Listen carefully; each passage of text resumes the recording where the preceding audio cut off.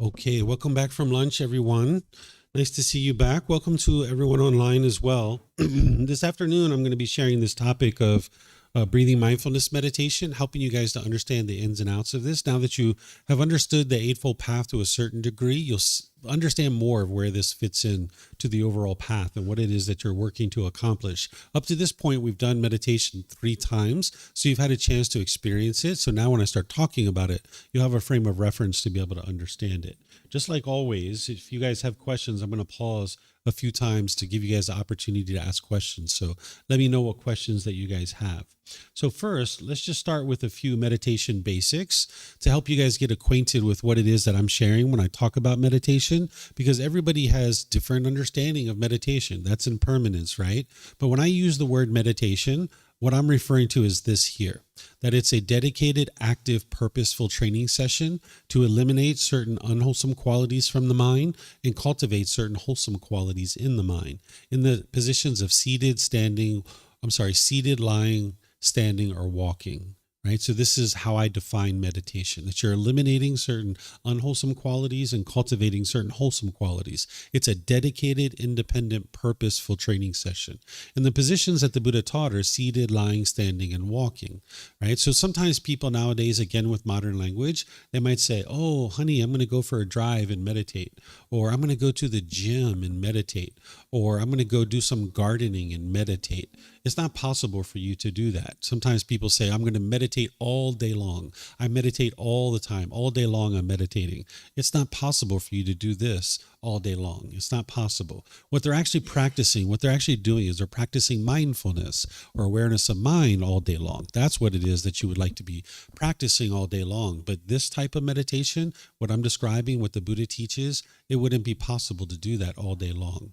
So you're eliminating certain unwholesome qualities and cultivating certain wholesome qualities. And you're doing this in the seated, lying, standing, or walking positions. It's a dedicated, independent, purposeful training session. If you're gardening, you're gardening. If you're working out, you're working out, right? But you can't be doing both of those things at the same time where you're meditating and working out. It's not possible.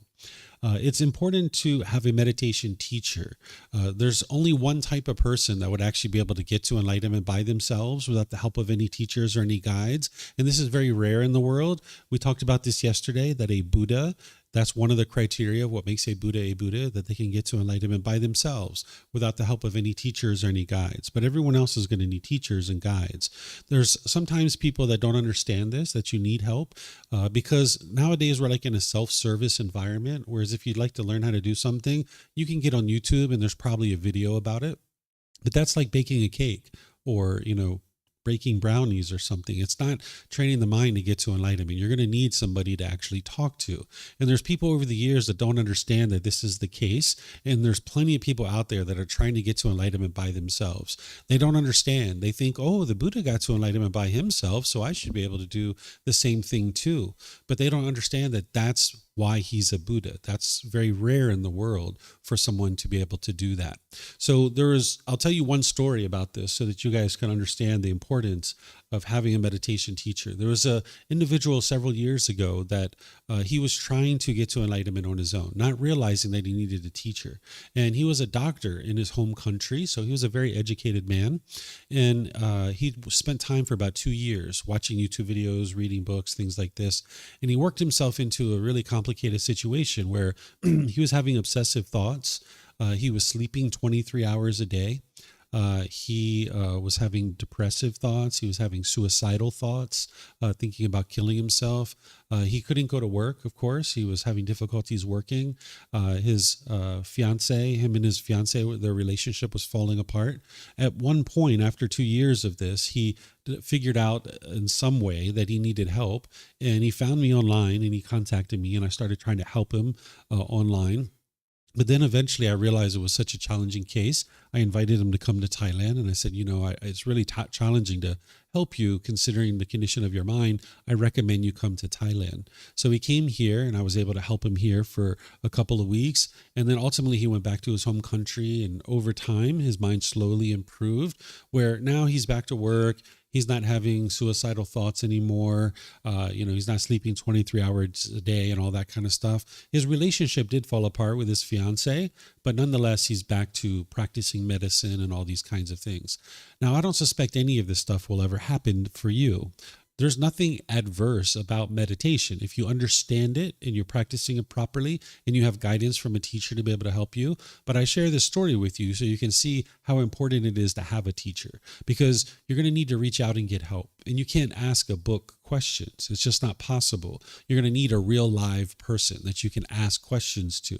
And if the answer that you get back from your teacher is, yeah, that's normal, keep going, that can give you some reassurance, right? So you're going to need a live person. And whether you consider that person to be me or somebody else, that's a choice for you to make. But just know that you're always welcome to reach out for help. And I don't have any expectation from you, right? Like if I hear from you 10 years from now and you say, hey, David, I need your help with meditation. Okay, sure. What do you got? I'll help you, right? So you don't have to keep in contact with me at any point in time or anything like that, but just know that you always have the ability to reach out and get help if you'd like help. And there's 4 positions to meditate in: seated, lying, standing, and walking. And you would need to learn these different positions and utilize them, because you're going to need like a tool belt, because your body can't always be in the same position all the time. You're going to need these different positions, because if your body could be in the same position all the time, that would be permanence. But we understand the world is impermanent, so your body is not going to always be able to be in the same position. So I'm going to teach you these 4 different positions, and then you can employ them in the different ways that you'd like to employ them. And I'm going to share with you how I use these positions. But remember, you're not interested in believing anything. I'm just giving you information about how I've used them. And then you can use them in those same situations if you like and see if they work for you. But you might find other situations that these positions are useful for you as well. So the seated position is like the primary position. It's like the go-to position. A lot of times people are learning in the seated position. You can learn on sitting on the floor, in a chair, on a bench or sofa, or wheelchair. You can really sit however you like. There isn't just one fixed way to sit. If you're on the floor, usually people have some cushions under their rear. And if you're going to bring your legs together in the cross-leg position, usually just do that lightly so that you don't impede the circulation, because otherwise you'll feel pain in the lower body. Sometimes people like to put their legs off the mat. This gets your hips up in the air, and it lessens the angle at the hips, the knees, and the ankles, allowing the circulation to flow. The Buddha put his right hand over his left with his thumbs together, and he put this into his lap.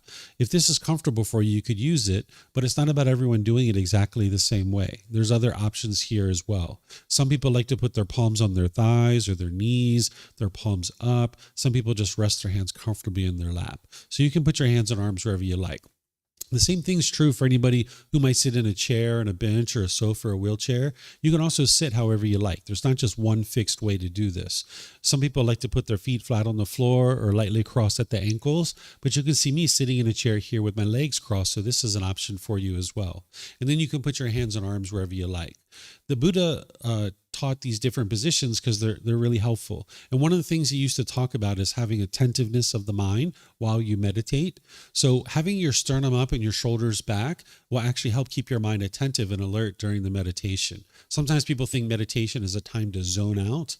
It's not really, that's not what meditation is. Remember, it's a dedicated, active, purposeful training session. So you need the mind to be attentive and alert during the meditation. So having the sternum up and the shoulders back will keep the mind attentive and alert during the meditation.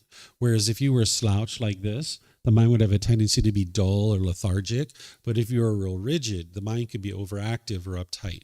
So you'd like the upper body to be erect, because having the sternum up and shoulders back, not only will it keep the mind attentive and alert so that you can actively train it to eliminate unwholesome qualities and cultivate wholesome qualities, but it'll make it easy for you to breathe in through the nose and out through the nose. Then in terms of the seated position, you might be in that position and you might notice aches and pains as you're meditating. You might notice your hips hurting or your knees hurting. What you would like to do is adjust your position. If you can adjust your body position, this is helpful. You're not interested in just breathing through the pain. We heard the story of the life of the Buddha, where he was causing pain to the physical body, and he realized that that's not what produced enlightenment. Remember, he was hanging himself upside down from trees, laying on beds of nails, things like this. So sometimes you'll hear people that will teach you, if you have pain in the body, just breathe through it. This isn't wise, because that physical pain is there for a reason. It's telling you, hey, there's an impingement in your knee, or there's an impingement in your hip. Your mind's getting that notification to make some changes. So if you can make some changes and you can shift, that's fine. You don't have to just strike a pose and stick with it. You can actually switch around. One of the things you might decide to do is actually switch your entire position, moving from a seated position into a lying position. This is the perfect position for someone who's having pain in the body, because the lying position, you just lay on your back, face up, with your arms out to the side. If you've done yoga, I think they call this resting pose or corpse pose or shavasana. I think they call it that, right? These are the ways to refer to laying on your back with your arms out to the side.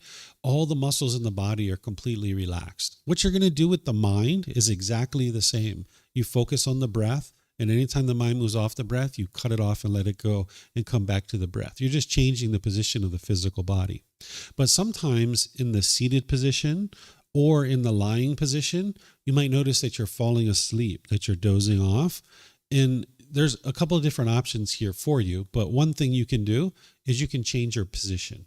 You could switch to a standing position or a walking position. This will help keep the mind more invigorated. So you could stand up and have your feet at shoulder width, and you could clasp your wrist in front of you, put your arms to the side, or clasp your wrist behind you. And now it's the same thing with the mind. So you could do this if you're noticing that you're falling asleep in meditation.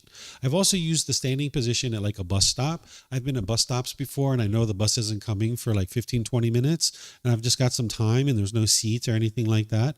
And I just stand there and meditate in the standing position. Or like there's been times where I've been in line, and then maybe I'm at a government office, and this line only moves every 10 minutes, every 15, 20 minutes. And I just stand there and do a little bit of meditation. It's not one of my 2 or 3 meditations that I'm working to build up, right? But it's like a little touch-up meditation. It's just kind of touching the mind up a little bit. So I don't consider it one of the major meditations that I do during my day, but it's just like a little touch-up here and there. So you could use it for that as well. And then if you're noticing that you're falling asleep or your mind's overactive and the last thing you're thinking about doing is like sitting down and being still, that's where the walking position comes in. And I'm going to teach this tomorrow afternoon. I'm going to teach you the walking position. This is really good if you have an overactive mind, or if you're having pain in the body, or if you're noticing that you're falling asleep during your meditation, you could use walking position instead. Okay, so these are the 4 different positions, and these are kind of the basics of meditation. Any questions here that you guys have on the basics? No? Okay. So now let me share with you guys about starting and conducting a meditation session. It's important to understand that the mind is the boss and the body is the employee. What I mean by that is the body's just following along. Whatever's going on in the mind, the body's just going to follow along. So just like if you're going to go see the boss at a business, you have to go through the employees to get to the boss. Well, if the employees are painful, right? If they're angry and frustrated, irritated, they're not going to take you to go see the boss. But also if they're too luxurious and they're just sitting around lackadaisical, sitting around so comfortable, they're not going to take you to go see the boss either. So you'd like the employee to be in the middle, right? That's what you're doing with the body. The body's the employee. It's going to take you to go see the boss. So you need the body to be comfortable, not painful and not luxurious, but comfortable. And then you can go see the boss. You can train the mind. When the Buddha teaches meditation, because we have his words on how he taught meditation, it's in the book series there. You can have access to it. You can see exactly what the Buddha was teaching. He used to say, before you start meditating, set up mindfulness in front of you. Now you understand what mindfulness is. It's awareness of mind, right? You would like to have awareness of mind before you start meditating. In other words, don't just plop down into meditation and start meditating, but bring some awareness of the mind. That's why I do chanting. The chanting helps you to bring awareness to the mind as you're easing into the meditation. So if you're going to do chanting, great, you can use the chanting. But if not, that's okay too. You can still get to enlightenment without chanting, but just be sure you do something to bring awareness of mind before you ease into the meditation, because then you're going to be getting benefit right from the very beginning. So you'd like to set up mindfulness in front of you before you start meditating. Then in terms of your time, frequency, and schedule, let me ask you guys a question. Can you meditate at exactly the same time every day? Is this possible? No? Why?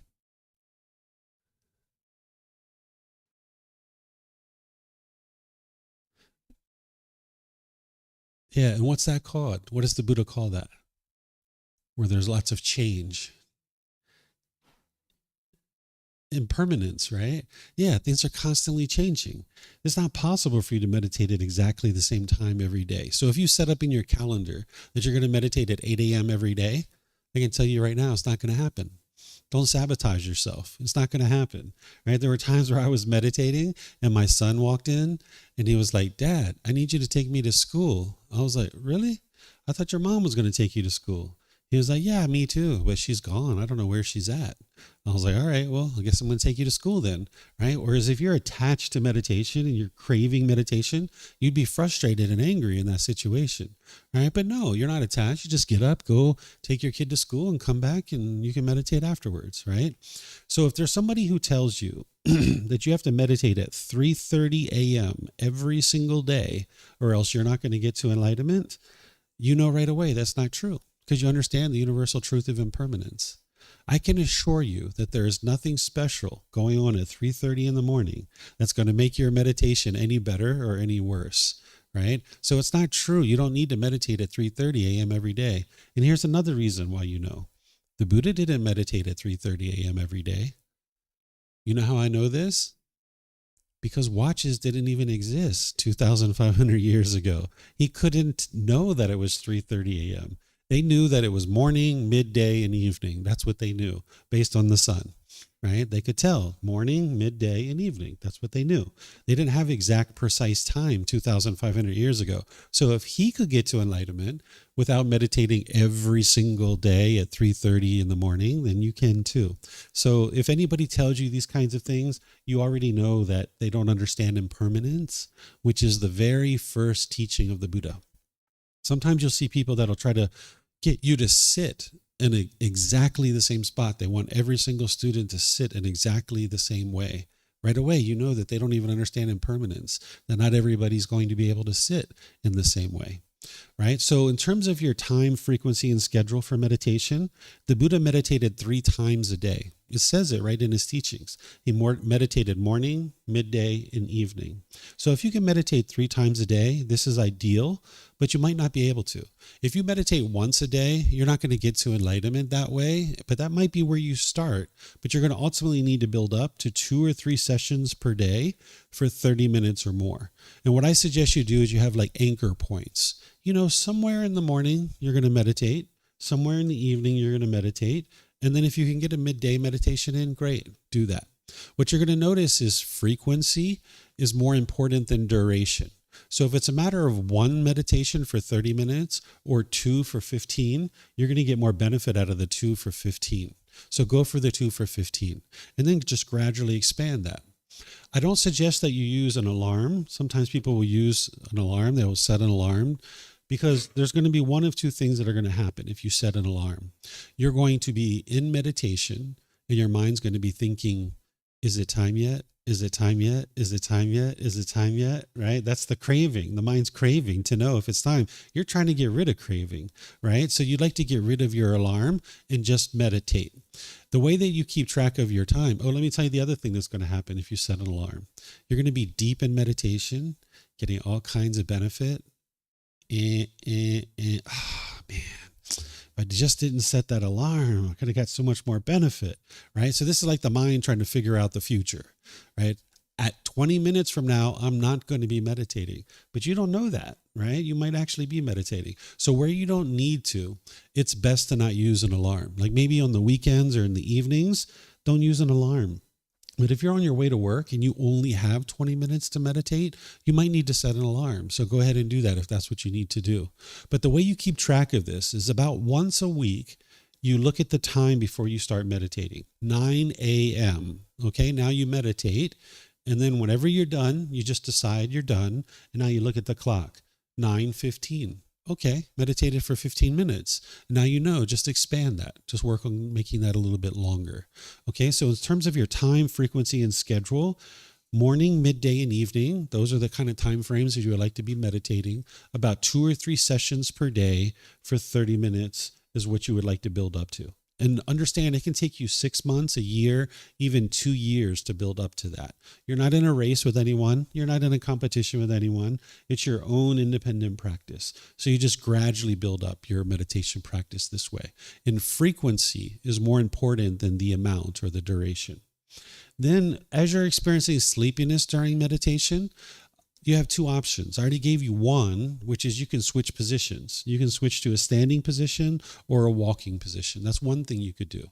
The other thing you could do, just get some sleep, right? Just get some sleep, right? If the mind needs some sleep, get some sleep, right? Because what you're going to notice is that even though if you're sleeping 8 hours a day right now, you might not be getting very good quality sleep. And when you start meditating, your mind's going to be finally getting what it's needed all these years. It's kind of like a dry sponge. Your mind's going to be like, oh, thank you so much. I've been needing that training for so long, right? So you might notice that it's going to start being interested to sleep more. Either during meditation or outside of meditation. You might notice in your day, you might be a little bit sleepy. There's kind of like a 3 months, 6 months, 1 year hump to kind of get over. And this is your mind having to work to do the meditation. And you're going to need to get over that hump where you might need to take some naps that you don't otherwise usually take naps in the day, perhaps. Now you're going to maybe need to start taking some naps. So if you need to do that, just do that. And then you might notice that your mind's going to start to brighten up where you won't be so sleepy during meditation any longer. Okay, so you got those 2 options. You might notice physical sensations during your meditation. What I mean by this is like itching, right? If you're meditating, you might notice you have an itch, right? And then you have another itch, and you have another itch, and you have another itch, and another itch, right? What I suggest you do is don't allow the mind to do this. If you cannot itch, that's usually best. But sometimes when you're in meditation, your mind's going to have this urge to itch. What that is the mind's craving permanent comfort of the body, right? So now what you would like to do is be able to train the mind that that's not possible. It's not possible for your body to be permanently comfortable. So when you're in meditation, if you're noticing an itch, try not to scratch it. And then let's just say 8-10 seconds in, it's like you have a really strong urge to scratch it. Well, go ahead and scratch it if that's what you need to do. But then next time, try to make it longer. Try to make it 12, 15, 20 seconds. And then try to make it longer and longer each time until eventually you can see that that itch is arising, it changes, and then it fades away. It's gone. It's no longer there, right? So you can go through an entire meditation without scratching. Even though you know there's an itch there, you don't have to scratch it. You might notice visual stimulation during your meditation. What I mean by this is you might see different colors or different images in your mind. You might see a bright light, like a white color, or you might see green or purple or yellow or things like this. I've had different people contact me over the years and they're asking me, what is this, right? Well, sometimes they're a little bit confused and they'll say, David, I saw purple during my meditation. What does that mean? Is my boyfriend or girlfriend going to come back to me? Is that what that means? Or they'll see green in their meditation and they'll be like, what does that mean? Am I going to get rich? Is that what that means? It's not what that means. I'll help you to understand what's going on here. Remember, the brain is one thing. The brain is the physical organ in the body. The mind is something completely different. It's the non-physical, non-tangible thing, right? Your sight, when you see, is actually occurring inside the brain. The eye itself is just bringing in light, but the sight is occurring inside the brain. So when your eyes are closed, you can actually still see. You still have images in your mind, right? That's because the sight is occurring inside the brain. Well, when you're training the mind, there's an effect to the brain. Even though these things are 2 separate things, they're actually interlinked, that as you're training and cleaning up the mind, there's actually changes that are happening inside the brain. We know this today, where during the lifetime of the Buddha, they didn't know that.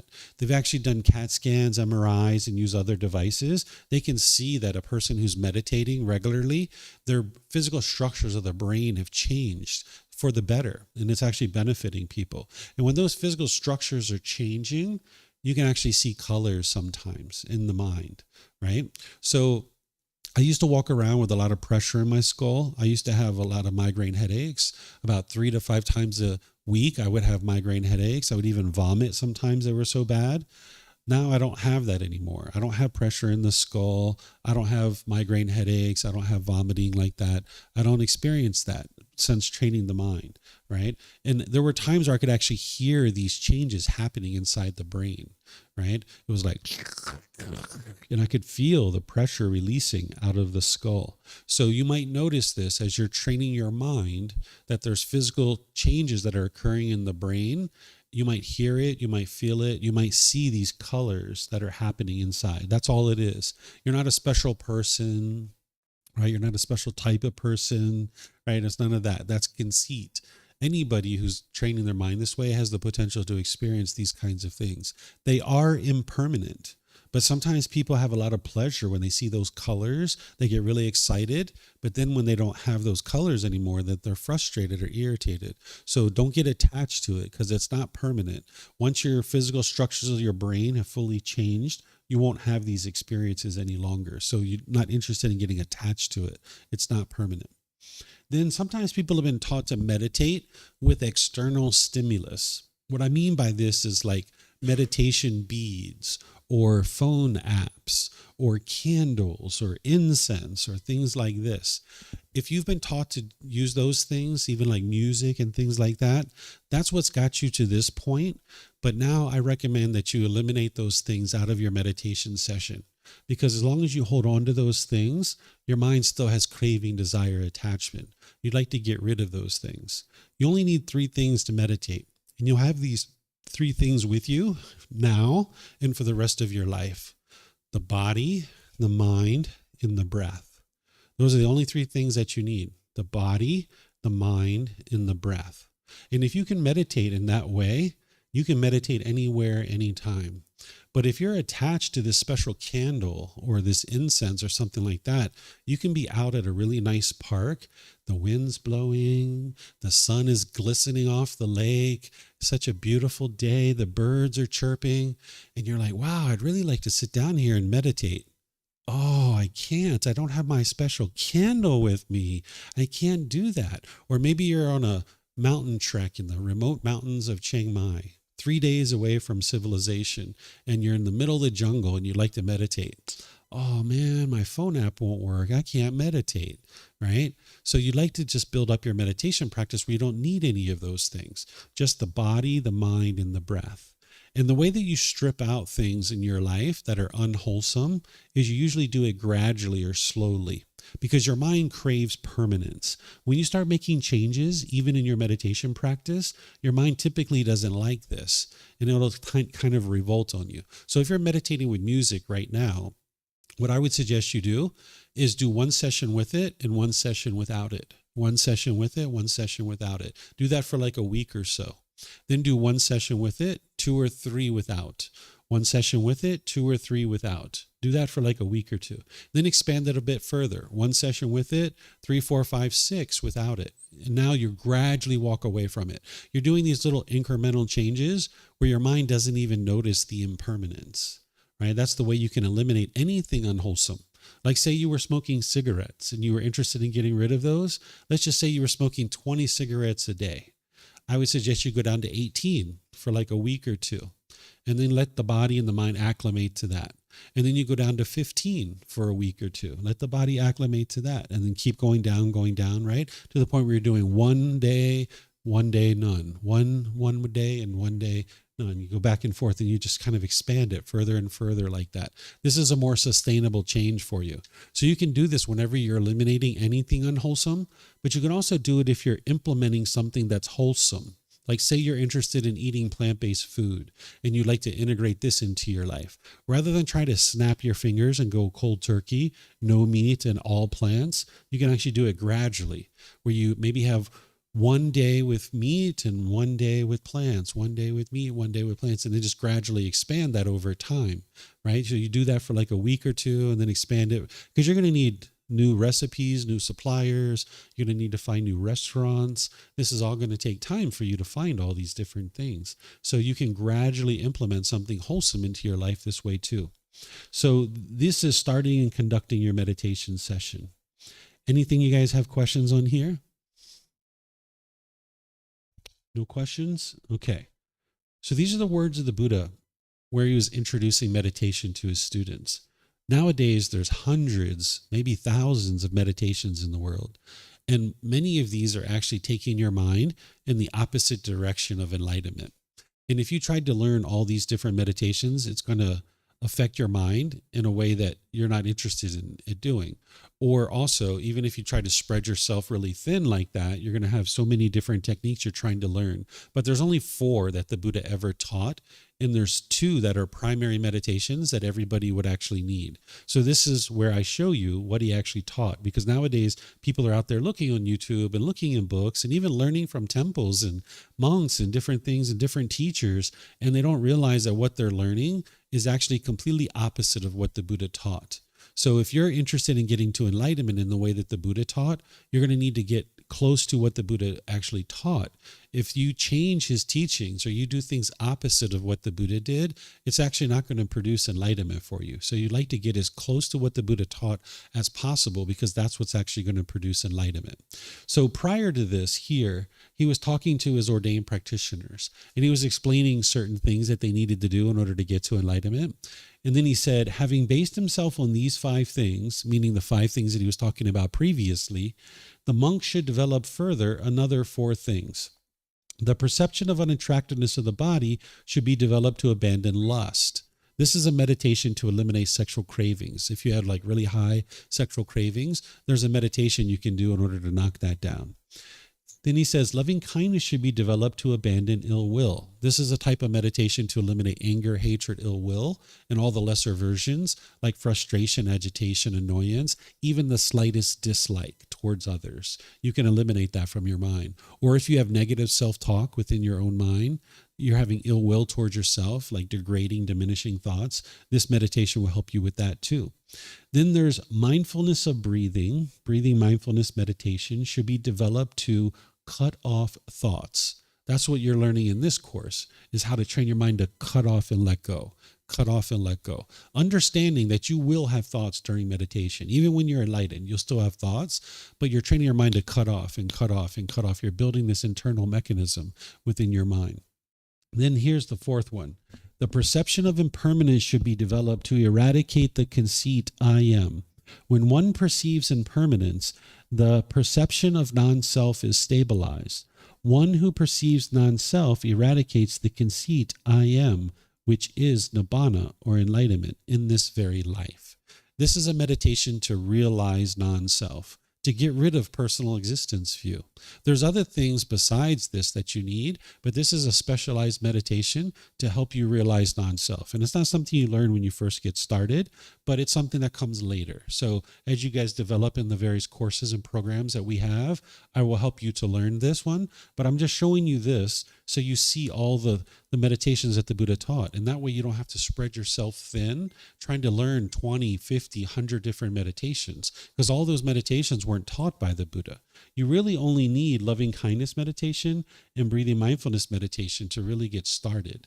So on this next slide, what I've done is I've taken each one of the meditations, put them in the order of priority to get started, and then I'm showing you the unwholesome qualities that you're eliminating and the wholesome qualities that you're cultivating. So usually when you first get started, the first 4 to 6 weeks, you're working on building up your breathing mindfulness meditation practice. And you just stick with that. Get really good at that. Focused on the breath. Whenever the mind moves off, you cut off and let go and come back, right? You're eliminating that craving, desire, attachment, the longing, the yearning, and you're building the wholesome quality of mindfulness or awareness of mind, and you're developing concentration or focus. These other ones I'll teach you at other times, but they're on here because I use this for all the different courses that I share. But this is the one that we're focused on in this particular course. In terms of some other teachings from the Buddha on meditation, here's a word or a phrase from him where he says, a pot without a stand is easy to tip over. A pot without a stand is easy to tip over. The pot is your mind. The stand is your meditation practice. A mind without a meditation practice is easy to become discontent. That's what he's saying. Right? So right now, depending on how you're meditating, you might have your mind kind of teeter-tottering, on a little stick. But as you're meditating more and more, you get a more and more solid foundation more wider stand, and then it's harder and harder to tip over your mind. That's what he's saying. Here, this is helping you to understand the purpose behind the breathing mindfulness meditation. Monks, there is one thing that when developed and cultivated leads exclusively to liberation, to freedom from strong feelings, to elimination, to peace, to direct knowledge, experience, to enlightenment, to nibbana. What is that one thing? Mindfulness of breathing, breathing mindfulness meditation. This is that one thing that, when developed and cultivated, leads exclusively to liberation, to freedom from strong feelings, to elimination, to peace, to direct knowledge, experience, to enlightenment, to nibbana.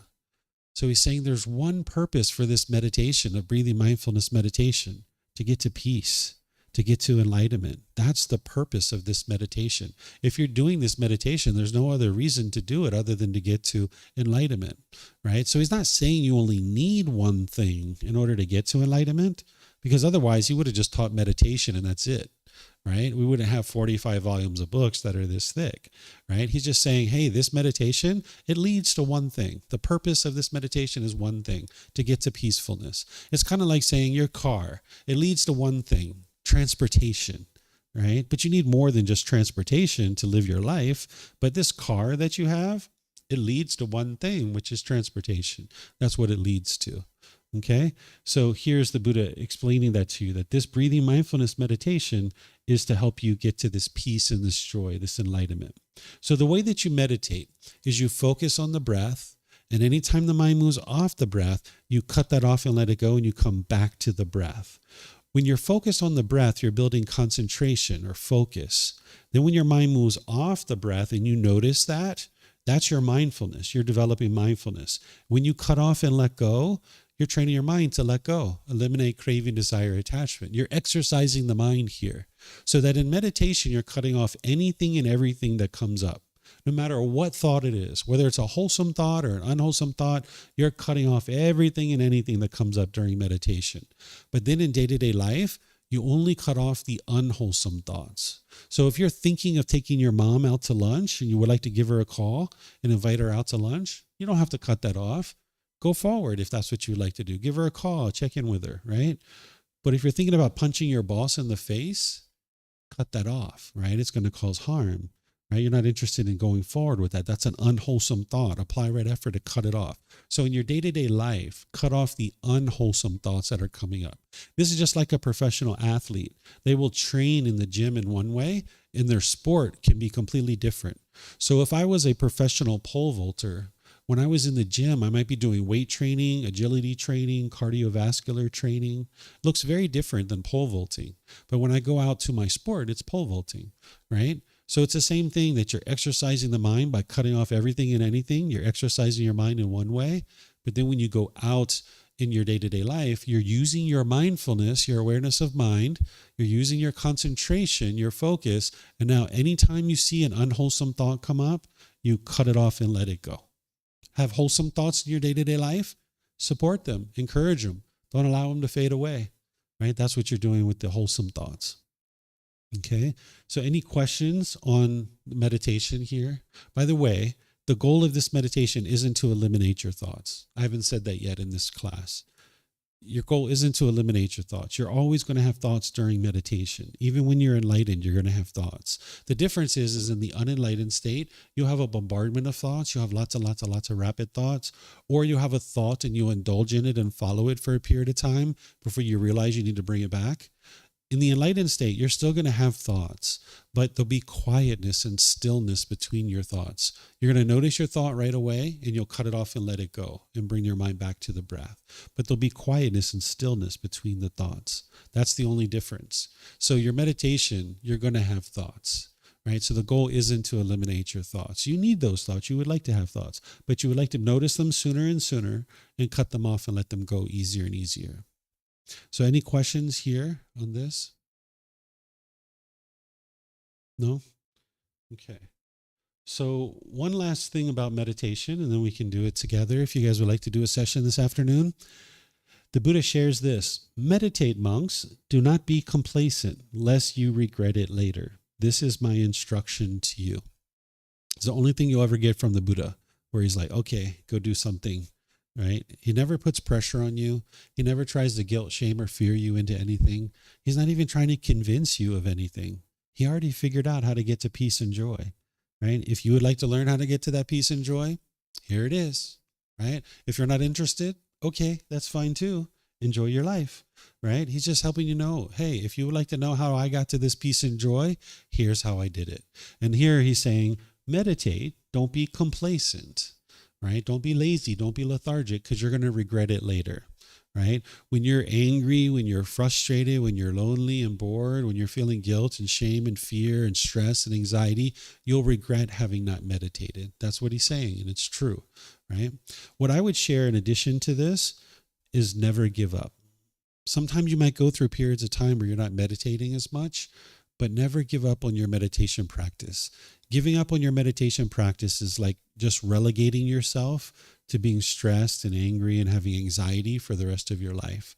Because this is the door. This is the way to escape all of that, right?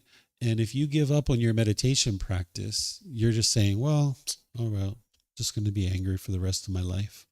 I'm just going to have stress and anxiety the rest of my life. I didn't meditate one time for 3 years. I might say this was probably the worst 3 years of my entire life. But ultimately, I got back into meditation, right? So you can actually go through periods of time sometimes where you're not meditating, but don't allow it to be 3 months or 3 years or anything like that, right? If you're noticing that you skipped a day of meditation, get right back into it. Your enlightenment isn't going to be determined on whether you miss meditation today or not. What's going to be determining your enlightenment is, can you string together enough meditation and learning all the other teachings as well over a consistent long-term period that accumulates into you getting to enlightenment. So if you were to meditate what I'm recommending, which is 2 or 3 times a day, in a month, if you do the math, twice a day, that would be 60 meditations. Well, if you meditated 52 times, 53 times, 54 times, 55 times, you're making your way to enlightenment, right? It's only a matter of time. If you keep meditating, you keep training your mind, you'll make your way to enlightenment through all these other teachings. So don't put pressure on yourself that you have to be perfect, that you have to meditate every single day exactly in a certain way. If you miss a day here and there, you miss a session here and there, no harm, no foul, just get right back into it, right? So your meditation is going to be determined based on whether you miss meditation today or not. Your enlightenment is going to be determined on, if you miss meditation today, what do you do next? What do you do next? Do you allow that to become 1 week, 1 month, 1 year that you're not meditating? Or do you like, I missed meditation this morning. I better get right back into that. Tonight, I'm going to make sure I get my session done. Right? That's what you would like to do. Stay committed to your meditation. Don't ever give up. Okay, so any questions? Anything you guys would like to ask before we do some meditation together? Yes, ma'am. Could you get a mic? That way the people online can hear you.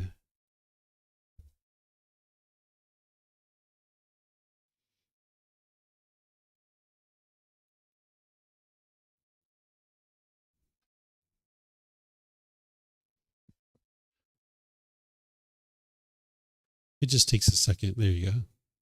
They're Buddhist microphones. You have to be patient with them. So it was just to before when you said that you should not put an alarm. The ideal would be to not put an alarm when you meditate. Yeah. And then you said that when you're done meditating, you just stop and then you check how much time it was. And what is this, or when do you know you're done meditating? So what feeling do you have when you say, okay, now I will stop? Whenever you're done, whenever you've decided that you're going to be done, up to you. You just meditate, and then you just meditate. What you're looking for is you're looking to get to 30 minutes. And internally, you're not going to know what that feels like when you first get started, because 5 minutes can feel like an hour when you're first getting started. But as you start meditating longer and longer, you could be meditating, not that you have to, but you could be meditating for an hour and it can feel like 5 minutes, right? So internally, you will start building this kind of ability to know how long you've been meditating for. And the way you do that is you look at your time before you start, and then you look at your time when you're done, and you're like, oh, that was 15 minutes. And now you start building that ability in your mind to kind of know how long you've been meditating for. Mhm. All right. So would you guys like to do some meditation together? Yeah? You guys would like to do some meditation? It's challenging after lunch, you know? It's kind of, I think I fell asleep yesterday. I woke myself up snoring. Okay, so I'm going to do some chanting here to ease us into meditation. And then I'm going to do the guidance. And then there's that period of time where it's quiet. And then we're going to come out with more chanting. So you guys are welcome to join into the chanting if you like. Arahang Samma Sambuddho Mahakewa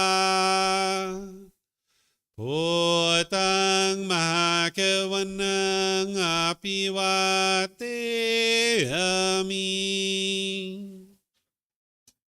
Savakato Mahakewata Tammo Dhammang Namasami Supatipano Mahakewato Sawaka Sangho Sanghang Namami Namo Rasa Bhagavato Arahato Samma Sambuddhassa Namo Rasa Bhagavato Arahato Samma Sambuddhassa Namo Rasa Bhagavato Arahato Samma Sambuddhassa Iti piso Mahakewa Arahang Samma Sambuddho Vicacaranang Sammuno Sakato Rokawitu Anutero Purisa Dhamma Sati Satatawa Manusrang Bhutto Bhagavati.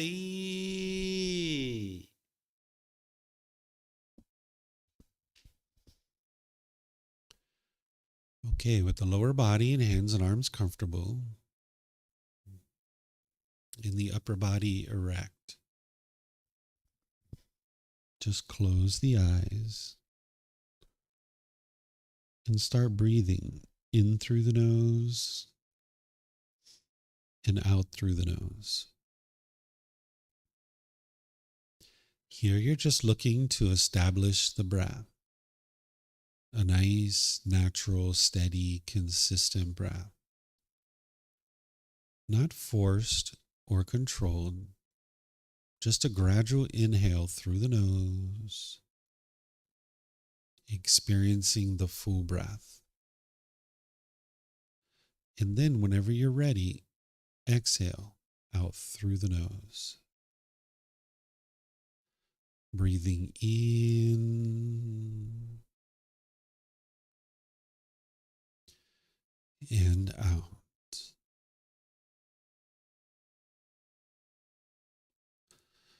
Breathing in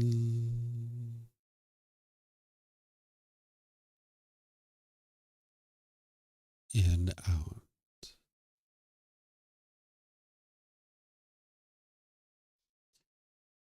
Your breath may not match up with the guidance that I'm providing, and that's okay.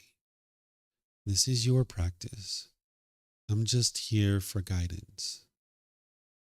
You can use this voice as a reminder that whenever you get to the next inhale, breathing gradually through the nose, developing a nice, natural, steady, consistent breath. And then whenever you're ready, exhale out through the nose, experiencing the full breath. Breathing in and out. Breathing in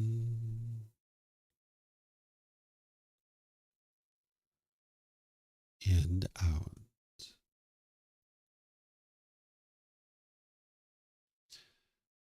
With the breath well established, start fixating the mind on the breath, either the sound of the breath coming into the nose or the sensation of air moving over the skin into the nose.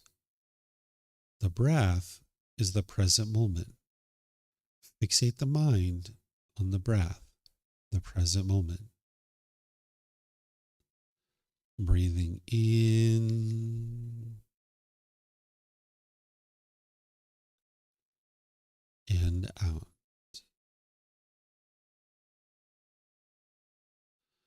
Breathing in and out.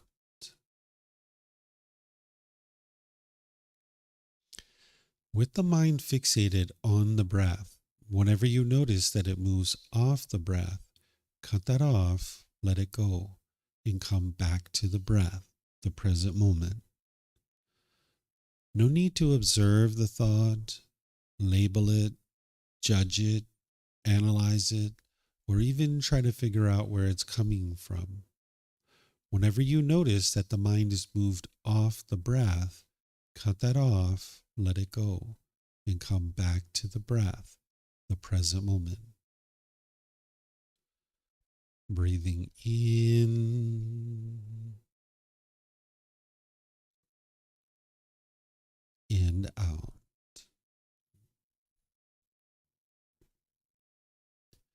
Breathing in and out.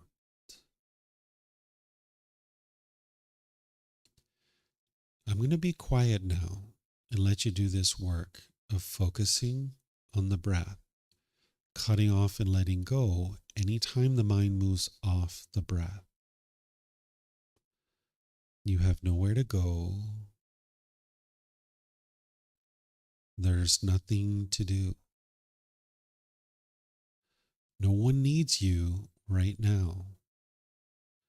This is your time to focus on the breath. Breathing in and out.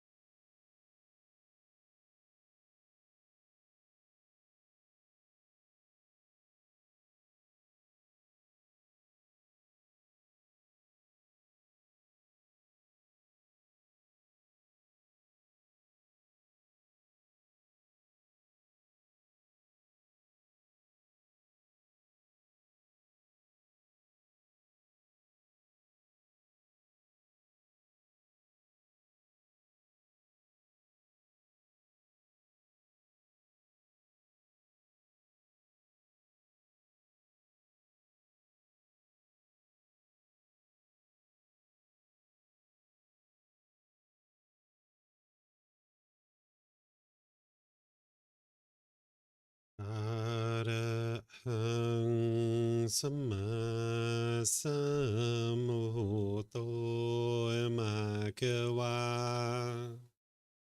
โพตังมหาเกวันหังอภิวาเตมิสวากขาโตมหาเกวัตตาธัมโมดามังนามัสสามิสุปฏิปันโนมหาเกวัตโตสาวกสังโฆสังฆังนามามินะโมตัสสะภะคะวะโต